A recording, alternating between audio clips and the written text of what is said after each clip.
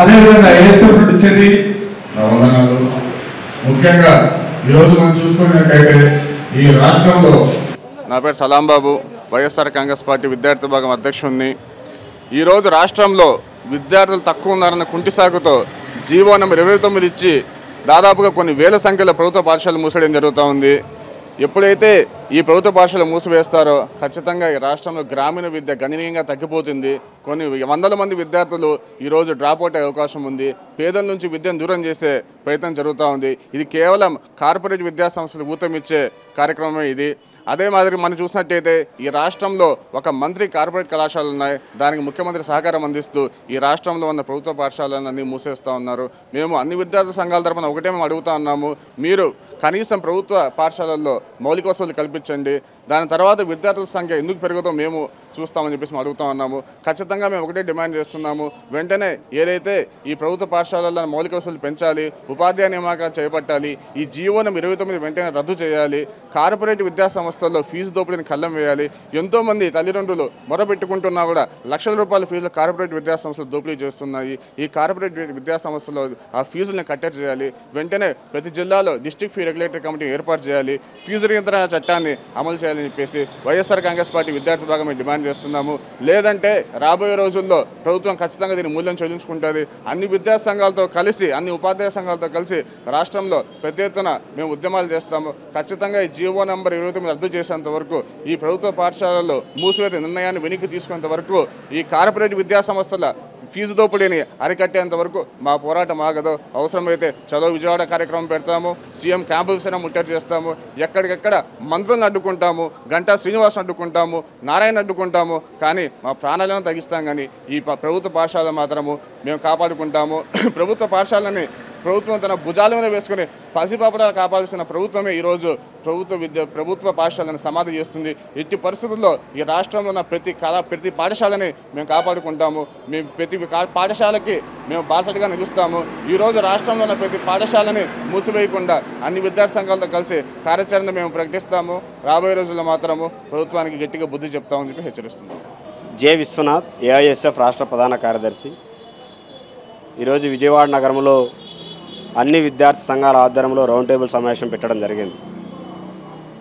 గత సంవత్సరమే చంద్రబాబు ప్రభుత్వం 5,600 పాఠశాలలు మూసివేయడానికి సన్నద్ధం చేయడంతో అన్ని విద్యార్థి సంఘాలు ఏకతాటికై నడిచి వారి ప్రభుత్వానికి బుద్ధి చెప్పడంతో ఆందోళన కార్యక్రమం చేయడంతో వాటిని విరమించుకోవడం జరిగింది.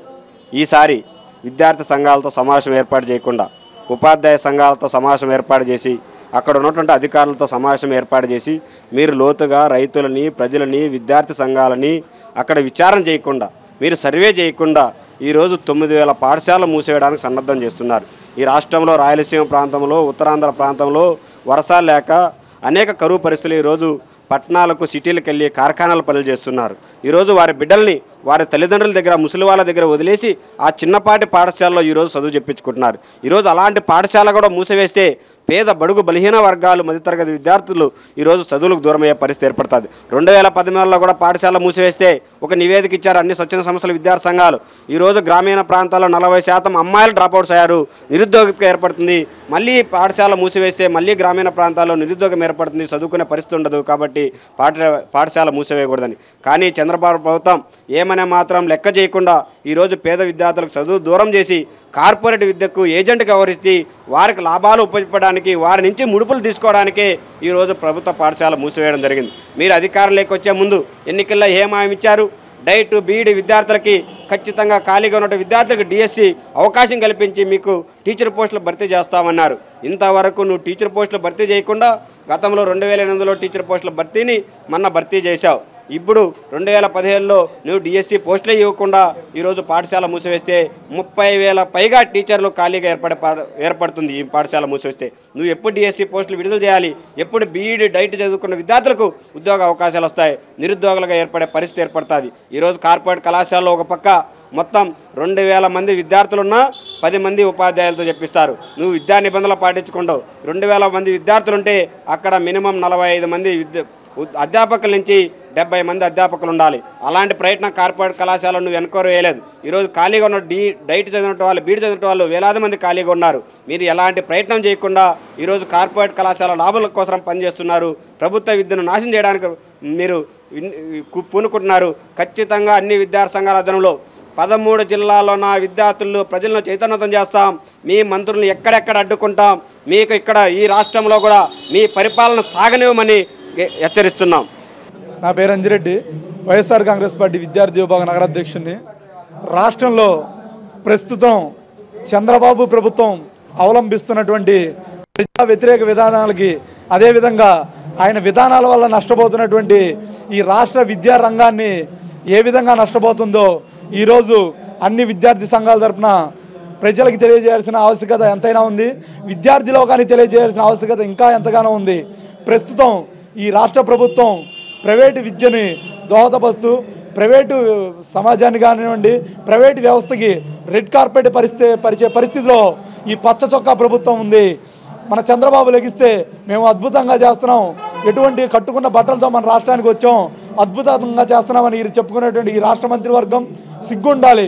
ఎందుకంటే పక్క రాష్ట్రంలో చంద్రశేఖర్ గారు సన్న బియ్యంతో బీసీ ఎస్సీ హాస్టల్కి భోజనం పెడుతున్నారు. మీరు దాదాపుగా రాష్ట్రంలో 600 హాస్టళ్లు మూసేసే ఘనత మీకే దక్కింది.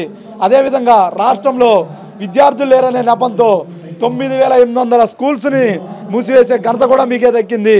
పక్క రాష్ట్రంలో కేంద్రం మూసేటువంటిది ఏదైతే విద్యా సంస్థలు ఉన్నాయో తన సొంత ప్రభుత్వ ఖర్చుతో నడిపే కేసీఆర్ ఎక్కడ, ఉన్న విద్యార్థుల్ని అదే ఇచ్చిన హామీల్ని తుంగలో తొక్కిన నువ్వెక్కడ, నక్కకి నాగలోకానికి ఉండే విధంగా తెలంగాణ రాష్ట్రానికి మన రాష్ట్ర ప్రభుత్వం అధినేతకి ఉందని చెప్పి ఈరోజు మేమందరం ఏదైతే ఉందో ఎస్ఎఫ్ఐ, పీడిఎస్, ఏఎస్ఎఫ్ఐ అన్ని విద్యార్థి సంఘాల తరఫున రాబోయే రోజుల్లో ఈ ప్రభుత్వంపై ఏకపక్షంతో ఒకేసారి ఏ విధంగా ఎదుర్కొంటామో ఈరోజు దిశానిర్దేశం కోసం రౌండ్ టేబుల్ సమావేశం నిర్వహించబడిందని ఈ సందర్భంగా తెలియజేస్తున్నాం.